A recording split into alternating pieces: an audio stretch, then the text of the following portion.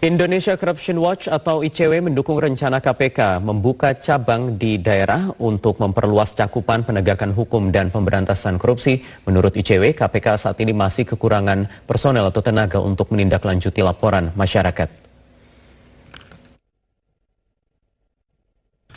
Rencana KPK membuka cabang di daerah didukung oleh sejumlah pihak. Bahkan KPK sendiri mengaku mendapat dukungan Mendagri agar cabang juga dibuka di wilayah Papua. Namun semuanya masih tergantung kajian yang sedang dilakukan oleh pemerintah.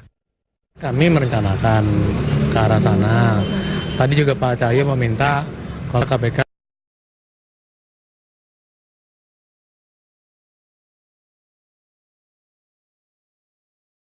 membuka misalnya di Papua. KPK membuka cabang di daerah bukanlah sebuah pemborosan.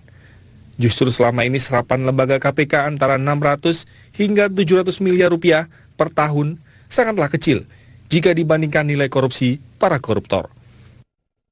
Dengan pembukaan kantor cabang ini juga misalnya nanti mendowngrade kualitas penanganan kasus gitu ya. Termasuk juga misalnya nanti menjamin sumber dayanya yang memiliki integritas tinggi. Dan saya pikir KPK sudah punya desain itu.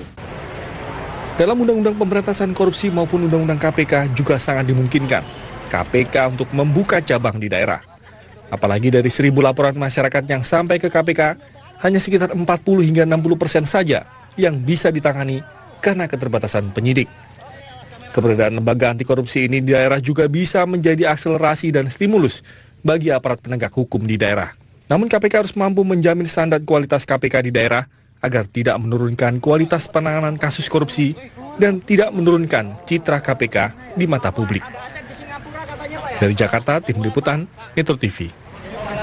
Kita beralih ke informasi lainnya. Ketua KPK Abraham Samad menyatakan pihaknya akan menahan mantan Wali Kota Makassar Ilham Arif Sirajudin yang saat ini sudah berstatus tersangka dalam kasus dugaan korupsi perusahaan air daerah atau PDAM. Abraham Samad menyatakan saat ini berkas perkara sudah mencapai 40% pasca penggeledahan kantor perusahaan air daerah atau air minum daerah atau PDAM Kota Makassar. Beberapa bulan lalu, mantan Wali Kota Makassar yang telah menjabat selama 2 periode ini, yang juga mantan Ketua DPD Partai Demokrat Makassar, ditetapkan KPK sebagai tersangka. Sebelumnya kasus ini sempat berlarut-larut saat ditangani oleh Kejaksaan Tinggi Makassar. PDAM itu baru 45%. 60 baru ada penahanan. Oh, ya, kalau barusan kan ada pemusnahan barang bukti, Pak. Penggeledahan. Jadi sampai berapa persen itu bisa 60% dong.